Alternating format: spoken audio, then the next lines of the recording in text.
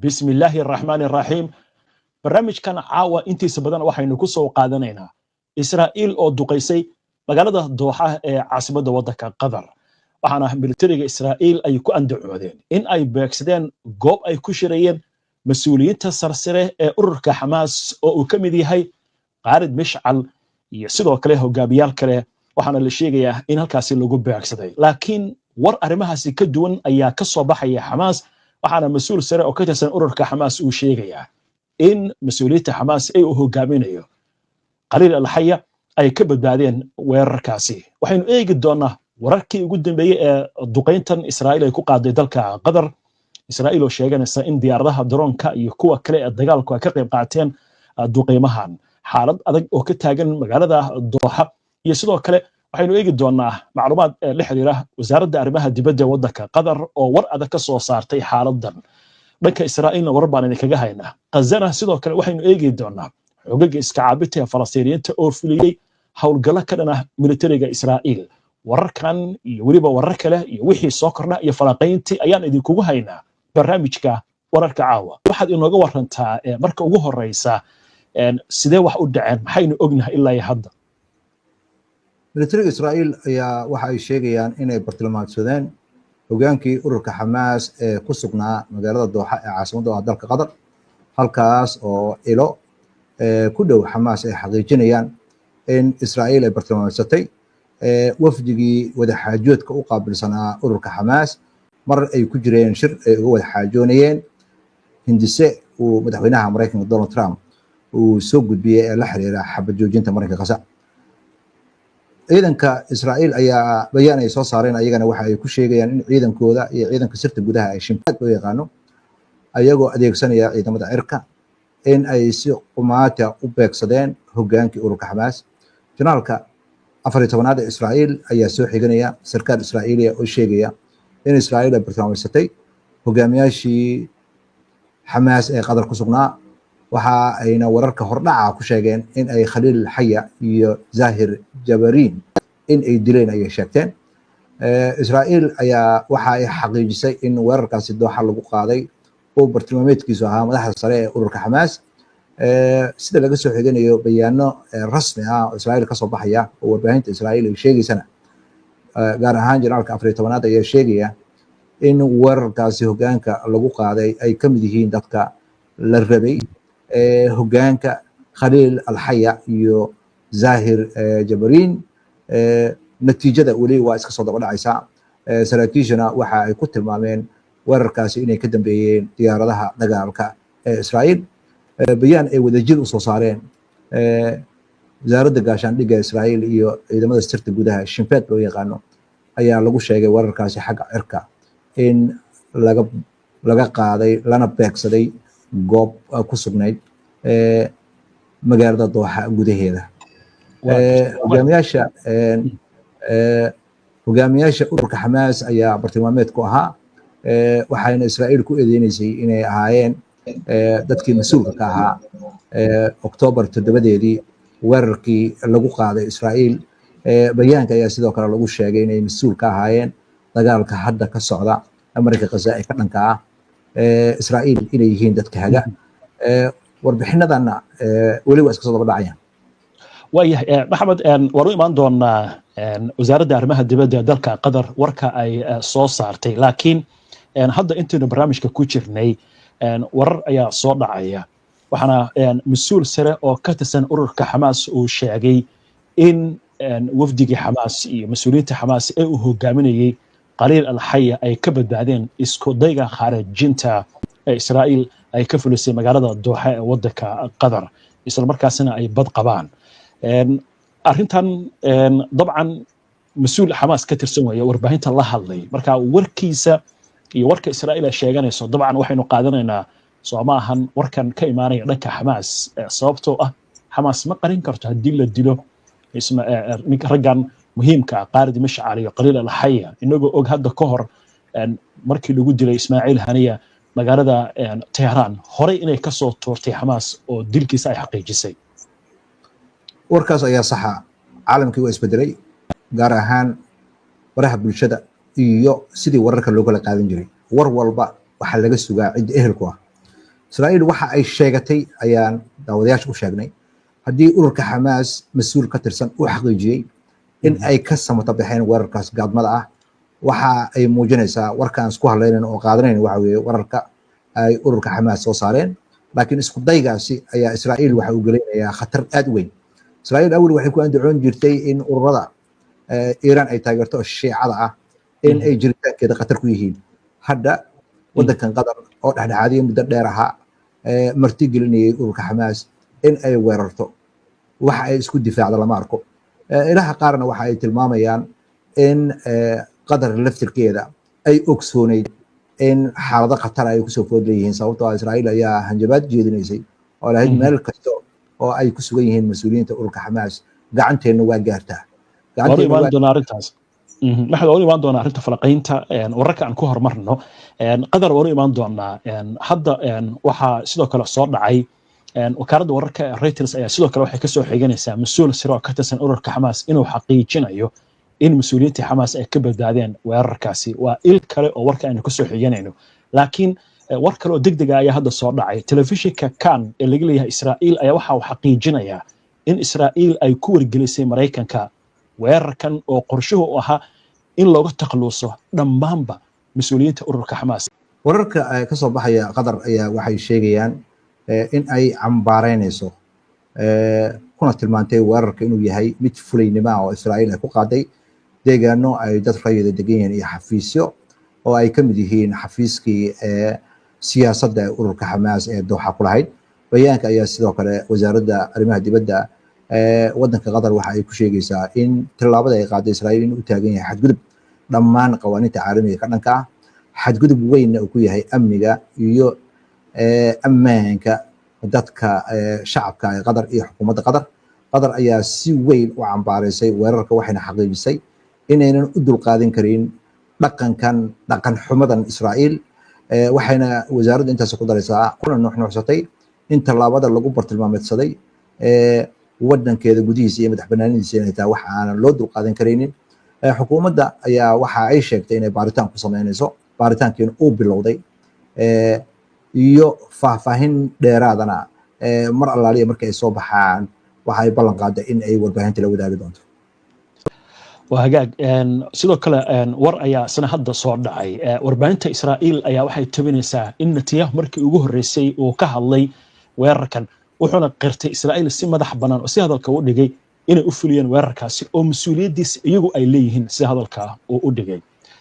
waxa kale oo idina soo baxday war sheegaya sida telefishinka Kan 12 uu tabinayo golaha amniga qaranka ee Israa'iil ayaa waxa la sheegayaa in lagu wargeliyay weerarkan dhacay waxaana la sheegayaa in lagu amray golaha wasiirada iyo xubnaha ka tirsan golaha amniga Israa'iil in arrintan ay ka aamusaan oo aysan waxba ka oran hadaladani waaya maxamed faraqayntan u gudbi doonaa xagga Gaza iyo Israa'iil sidoo kale warar baa naga soo gaaraya Gaza waxaa la sheegayaa hawlgal inay fulisay Saraaya al-Qudus maxaa ugu dambeeyay halkaas xaafadda Shujaaciya meesha la yiraahdo ayaa Saraaya Qudus waxa ay sheegeen in ciidan Israa'iiliyiin isku soo urursanayay inay la dhaceen bantaalada nooca mootarka loo yaqaan ayagoo ku sugnaa buurta la yiraahdo al-Muntar ee bariga Shujaaciya xaafadda la yiraahdo ee magaalada Gaza ku taala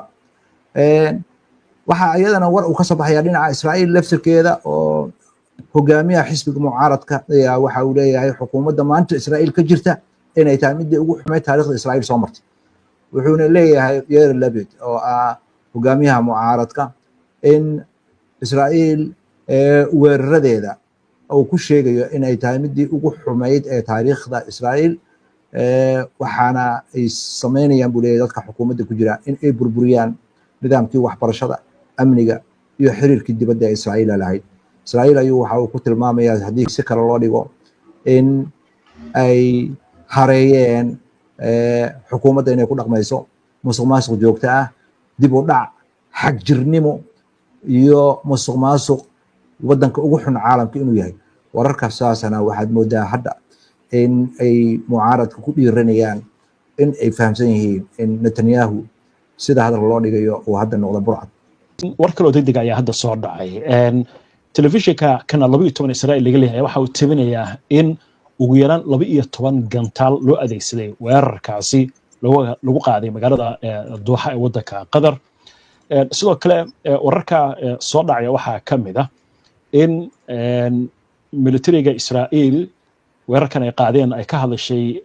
Xamaas mar kale wakaaladda wararka ee AFP ayaa waxay soo xiganaysaa mas'uul ka mid ah mas'uuliyiinta Xamaas ee Gaza oo sheegaya in ay ka wada hadlayeen mas'uuliyiinta Xamaas ee Israa'iil isku dayay inay maanta layso arrimihii wada xaajoodka dagaalkan si lagu joojin lahaa iyo isdhaafsiga maxaabiista iyo heshiiska uu soo bandhigay ama hindisaha uu soo bandhigay madaxweynaha Mareykanka Donald Trump war kale oo Israa'iil laga helay wuxuu sheegayaa in wafdiga Xamaas qaar ka mid ah maanta ay ka soo laabteen waddanka Turkiga dabcan waxa loo badinayaa Qaarid Mishcar oo isagoo degan dalka Turkiga inay halkaas u joogeen wada hadallada arrintaas marka Maxamed baan rabnaa inaan falanqeyno iyo falanqeynta aan u gudbi doonaa goordhow laakiin waxaan jecelnahay daawadayaasha u soo laaban doonaaye inaan ku hakanno qadar xayisiina ku soo dhawow xarunta Al-Hidayah Academy aan step ahead tushin haddii horay iyo haddeerba carruur alle kuu hibeeyo tacliin waa lama huraan aqoonta hidaaya kaalay hibada xifdiga iyo quraanka hal haysta rabiyada fiican aqoontoon kala haraynba ileen mahuraanba weeye u kaalay hidaaya kaaba xarunta Al-Hidayah Academy aan step ahead tushin ee magaalada London waxay bixisaa adeeg waxbarasho dhammaystiran oo loogu talagalay carruurta dhalinyarada iyo dadka waaweynba xifdinta quraanka iyo dhisidda akhlaaqda suuban iyo xiisadaha maadiga ahba sida tuushinka ilmaha iyo koorsooyin Ingiriisha oo dadka waaweyna waa ku diyaar haddaba fasalladu way xadidan yihiin xaruntu waxay ku taallaa xaafadda Harleston ee waqooyiga galbeed ee magaalada London kala xiriir telefoonada iyo baraha bulshada shaashada kaaga muuqda ma ogtahay in hilibka yaalla suuqyada dalalka qaliijka Yurub iyo Mareykanka aad ka helayso magaalada Muqdisho Somali Meat Company ku dooro hilib nadiif ah oo lagu qalay kawaan nadiif ah iyadoo la hubiyay badqabka caafimaadka xoolaha hadda dalbo hilib geel lo ama ari adigoo ka heli kara xarumaha Somali Meat Company ku leedahay gobolka Banaadir ama wac nambarka ku muuqda soo dhawaada mar kale daawadayaal wali waxaad la socotaan barnaamijkii wararka caawa oo intiisa badan barnaamijka caawa aynu ku eegayno warkan degdeg ah ee hadda soo dhacay falanqaynta intaan u gudbin war degdeg ah ayaa hadda warqabada ku soo dhacay dowladda Imaaraadka Carabta ayaa waxa ay ku tilmaamtay weerarka Israa'iil mid foolxun oo fuleynimo ah iyadoo si adagna u cambaaraysay weerarka lagu qaaday magaalada Doha waa dowladdii ugu horeysay ee Carbeed arrintan si degdeg uga hadasha Imaaraadka Carabta waayahay Maxamed ayadoo laga wada hadlayo arrimihii wada xaajoodka in Israa'iil ay beegsato waddan dhexaadii ah sidaad xusadaayeeto iskuna daydo inay layso mas'uuliyiintii qaabilsanaa in laga wada hadlo xabajoojinta oo qadar xitaana qayb ay ka ahayd sidii lagu soo badbaadin lahaa dadka Israa'iiliyiinta in Israa'iil ay weerarto Netanyahu yiri anaga mas'uulka wixii ka yimaada maxay arrintan qobarada ka tiri xaqiiqo waxaa jira in dhaha la iska saari karin Israa'iil ciidankeedii ayaa waxay ku jiraan dhiiqo aad u weyn ciidankii cabsi iyo wax qabad la'aan ayaa ku haysta marinka Gaza xukuumadda oo aanan dan ka lahayn ciidankeeda iyo maxaabiisteeda waa sida ay khabiirada Israa'iil hadal ku dhigayaan oo barnaamijyo gaar ah aan ka soo qabanay waxa ay muujinaysaa Israa'iil in dagaalkan ay ku jabtay ay rabto cid ay kula rafato qadar dhexdhexaadiye waa ahayd muddo dheer hawshan way ka shaqaynaysay hanjabaad joogta ah iyo culays joogta ah ayaa lagu hayay Qatar iyo Xamaas intaba Xamaas way diideen inay jixinjixaan wixii ay meedaanka dagaalka ku weysay Israa'iil way diideen inay miiska wada hadalada ku siiyaan hadda waxaad moodaa in Israa'iil sida ay qiranayso ay wargelisay Mareykanka inay weerarkan qaadayso waxaan ayadana meesha ka maqnayn oo dhowr maalmood ka hor idaacaddan HBN ka sii daynay in Qatar laftirkeeda u hanjabaysay ururka Xamaas sababtoo ah cadaadis xoog badan ayaa saarnaa ilaha qaarna waxay leeyihiin Qatar dhexdhexaadintan ay ku jirtay Israa'iil ay arrimaheeda ku dhex jirtay waxay ahayd waddan aad u yar galgal siyaasadeed aan lahayn marka laga reebo boorso lacaga ama inay lacag leeyihiin waxay ahayd sida ay khabiirada qaar hadal ku dhigayaan inay la ciyaaraysay shaydaanka haddana waxaa muuqata in arbaaxyadii Israa'iil ay soo gaartay waddankeeda gudihiisa wax xushmada haynin madax bannaanida tan kale Israa'iil waxay isku cadaysay burcadnimo haddii Israa'iil ay ku doodi jirtay ururada shiicada ah ayaan ku kacsanahay oo jiritaankayga ka soo horjeeda hadda waddankan waa waddan sunna ah waxa uu isku dhex galay wax awoodiisa ka baxsan haddana waxaad moodaa caasimadiisa inay qiiqayso oo Israa'iil ay duqaysayna kuna faraxsan tahay ciidamadeeda sirta gudaha iyo ciidanka Israa'iil inay si buuxda u leeyihiin 12 gantaal la dhiceen oo diyaaradaha ciidanka cirka ay soo rideen tan kale oo ayadana aan meesha ka maqnayn waxa weeye wadanka kale ee cambaareynaya imaaraadka asaga lafirkiisa kama foga dadka xiriirka la leh wadamada xiriirka la leh Israa'iil waxaad moodaa marka waxa maanta dhacay inay isbedel weyn ku keenayso xiriirka caalamka haddii qaramada midoobay ay tilaabo degdeg qaadi weydo tan kale oo ayadana oo waqtiga lala dagaalamaya waxay tahay shirkii guud ee qaramada midoobay ayaa dhawaan bilaabanaya shirkaas guud waxaa muuqata in Mareykanka awoodiisa la gees mari doono oo xukuumad Falastiiniinta leeyihiin la aqoonsan doono Israa'iilna haddii mar la aqoonsado xukuumad ay Falastiiniintu leeyihiin dowlad sida hadalka loo dhigay oo u dhigan in la yiraahdo Alice Duncan oo wasiirka aan jiray dowladda Britain burcad dhul islaameed xoogaysay waxaad moodaa hadda dhulka iska lahaa inay dadkii dhulka iska lahaa in xaqooda u soo noqonayo waayahay waxbaan kaa weydiin doonaa arrinka ku saabsan Netanyahu inuu ku afgaboodsan jiray dhawaanahan inuu yiraahdo Iiraan iyo si hadalka u dhigay tiirka shaydaanka ayaan kasoo horjeednaa iyadoo kasoo horjeeda inaan xiriir la yeelano wadamada Sunniyiinta ee Carabta si hadalka u dhigay arrinkaas waan u imaan doonaa laakiin war hadda soo dhacay degdeg ayaa jira waxaa la sheegayaa safaaradda Mareykanku uu ku leeyahay magaalada Doha inay hadda war soo saartay baraha bulshada ay soo dhigtay waxay leedahay waxaan ku wargelinaynaa dhammaan muwaadiniinta Mareykanka inaysan banaanka u bixin oo ay joogaan goobahooda iyo waliba goobo ku habboon gabaadka waxaana ay sheegtay in ay ka warhayso wararka sheegaya weerar gantaal inuu ka dhacay magaalada Doha waxaana la sheegayaa in dhammaanba lagu wargeliyay dadka muwaadiniinta Mareykanka inay ku sugnaadaan goobahooda ammaanka war kale oo hadda soo dhacay wuxuu sheegayaa in ilaa iyo 4 guri la duqeeyay weerarkan Israa'iil ay ku qaaday magaalada Doha dhinaca kale maxamed arrin la yaab leh ayaa jirta Netanyahu ayaa mar kale hadlay wuxuu leeyahay weerarkan Israa'iil buu gaar u ahaa 100% raallah wax yar intaan su'aashiis ku weydiin war kale oo degdeg ah hadda soo dhacay sarkaal Israa'iiliya ayaa sida hadalka u dhigay isagoo la hadlaya wakaaladda ama shabakadda leer Axios wuxuu leeyahay dhammaan mas'uuliyiinta ee listiga ragga ugu waaweyn macnaha ee Hamas ayaa ku sugnaa dhismaha marka la weeraray sida hadalka u dhigay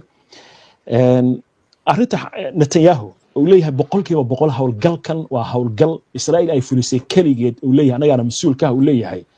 inkastoo ilaa hadda aanan ogeyn cid kale oo ku lug leh arrintan ama lagu eedeynayo laakiin inuu ku celceliyo uu yiraahdo hawlgalkan Israa'iil ayaa 100% fulisay mas'uuliyadiisa iska leh iyadoo la ogyahay waddanka qadarna inuu ku yaalo saldhigga ugu weyn Mareykanka oo ku leeyahay gobolka bariga dhexe maxay arrintan ka turjumi kartaa hadalkaas maxaa loo fasiray qobrada maxay ka tiri shaki weyn ayay keenaysaa arrintaasi midda kale siyaasadda Mareykanka ee la xiriirta arrimaha dibadda waxaad moodaa in laga hago ururka galgalka ku leh siyaasadda Mareykanka ee Israa'iil u ololeeya AIPAC la yiraahdo waxaana muuqata in dowladda Mareykanka hadda iska bariyeerayso dadkeedana ay ka badbaadsanayso sida safiirka hadalka u dhigayo laakiin waxaan ku sheegayaa cid lagala tashanaya ma jirto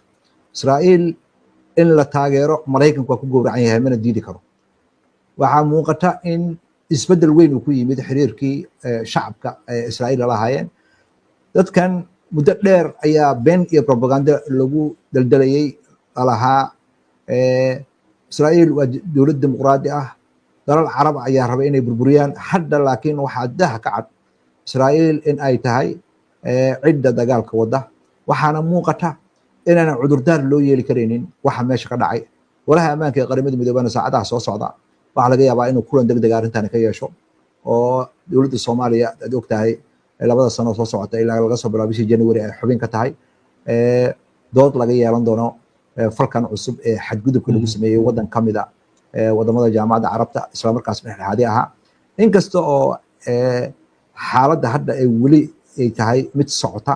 oo aan xaqiiqo badan lahayn laakiin ururka Hamas sida ay sheegayaan mas'uuliyintooda waa bad qabaan Israa'iilna ayada isku qirtay dambiga isla markaasna si kastoo la yiraahdo wadankan dhexdhexaadiga ahaa ma ahayn in la weeraro laakiin hadda waxa dhacday ayadoo laga faa'iideysanayo hanjabaadii Israa'iil ee muddada dheer jeedinaysay in ay weerarkan qaadeen weerarkanna waxaa laga yaabaa inuu horseedo mar dambe inaan shir la isugu imaan wada hadal ah sababaha keenayna waxa weeye Hamas in ay gasho horeyna u sheegeen Hamas waliba Saraa'iil Quds hore u sheegeen inay dagaal furan ku jiraan haddana waxaa muuqanaysa in Israa'iil cid la dhexdhexaadin doonta iyo la hadli doonta inayna jirin. Maraykankana si cad ayuu uga dhirgsan yahay in Israa'iil jabtay, inuu siyaasad ku difaaci waayey, ayadana ay isdifaaci karaynin. dagaalkana sida u socdo labadan qolaa soo haraysa. waa sida loo dhigay. arrinkaas aad ka hadlaysay wadaxaajoodka Qatar hadda warbaa soo dhacay telefishinka kanaal 12 Israa'iil laga leeyahay waxa uu sheegayaa Qatar inay si buuxda ugu dhawaaqday inay joojisay dhammaanba dadaaladii dhexdhexaadinta ilaa iyo amar dambe. warkaas ayaa hadda soo dhacay. gudaha Israa'iil see looga arkay arrintan Maxamed wadan hadda ka hor dadka Israa'iiliinta lagu haysta marka Gaza u gudbiyay daawo iyo waxyaalaha u baahnaayeen oo Israa'iil u gudbisay isla markaasna ka qayb qaatay dad 200 ku dhow Israa'iiliina in la soo daayo ayagoo ay ka shaqeynayeen oo madaxa sirdoonka Israa'iil uu tagay dhowr jeer Qatar madaxa shibad uu tagay iyagoo wada xaajid u tagaya intaasan ku laalaabanayay magaalada Dooxa in Israa'iil ay weerar sheegato Netanyahu la soo taagan yahay gudaha Israa'iil arrintan sidee looga arkaya mise waa arrin marba haddii Xamaas ay ku lug leedahay in la weeraro ay tahay la isku wada raacsan yahay gudaha Israa'iil intaan u gelin wararka dhinaca ka soo baxaya dadka aqoonta durugsan u leh arrimaha Israa'iil ee taariikhiga waxa weeye heshiis kasta oo la galo Israa'iil waxa weeye ma fuliso mana meel mariso wadamada carabta ee xiriirka la yeelanaya waxa weeye waa niman shayaadiin la ciyaaraya sida hadalka loo dhigay aanu soo noqono dhinaca Israa'iil xukuumadan ka bilaabayna Netanyahu iyo kuwa xag jirka meel u dhowran lama arko maalin walba wax cusub iyo isku mataqaanaa jah cusub ayay weerar ku qaadayaan sababtoo ah siyaasad qorshaysan ma jirto dagaalkana ciidankooda waa ku jabeen ciidankeena waa jabeen ma oran karaan dagaalkii lama joojin karo ciidankooda lama bixi karaan waxa weeye waxay ku jiraan xaalad cakiran ayay ku jiraan Netanyahu khatar xoog la ayaa haysa waxaa ka soo horjeeda qoysaskii ciidamadii waxaa kale oo ka soo horjeeda siyaasiyiinta mucaaradka siyaasadiisa waa fashilantay waad arkaysaa hogaamiyaasha mucaaradka midkii ugu weynaa inuu leeyahay taariikhda dowladda ugu xumeyd ee Israa'iil soo martay wey shacabka waxa weeye cabsi joogta ayaa haysa marin habaamin joogta ayaa lagu hayaa dowladana dowlad aqliyadeed weeye boqolkiiba 30 in ka yar ayaa taageersan boqolkiiba 70 way ka soo horjeedaan shacabka waxaa kaloo dowladan la wareegay urur xag jir ah oo diimeed oo aanan rabin inuu dagaal ka qayb galo dadka dagaal ka qayb galay xataa waa la qeexay waxay u badan yihiin dadka calmaaniyiinta ee yuhuudda ah ee adduunyada dhinaceeda kale ka yimid ee la askareeyay magaca shaqo qaran ugu askareeyay oo shaqo ku bedeshay hadday dhintaan iyo hadday noolaadaan ciidan kale lama arko waxaa muuqata Israa'iil inay ka go'an tahay sida uu ra'iisul wasaaraha afkiisa ka sheegtay Israa'iil weyn inuu meel mariyo laakiin xilli khaldan ayay siyaasadiisa banaanka la yimid waxaana muuqata in sida khabiirada qaar ku dhigayaan in Israa'iil ay cagta saartay wadadii ay ku burbur lahayd وهاجا gabagabadii waan ku jirnaa war kale oo degdeg ah hadda soo dhacay waxa soo baxaya warar sheegaya in wiil u dhalay qadida Al-Haya iyo ninkii u qaabilsanaa xafiiskiisa maamulka ay duqeynta ku geeriyoodeen sidoo kale waxa la sheegayaa qaar kamid ah ilaalada mas'uuliyiintaasi inay dhinteen laakiin ilaa iyo hadda Xamaas dhowr war oo kala duwan ay soo saartay waxay ku xaqiijinaysaa in dhammaanba ay badbaadeen mas'uuliyiintii ururka Xamaas arrintaasi waa hagaag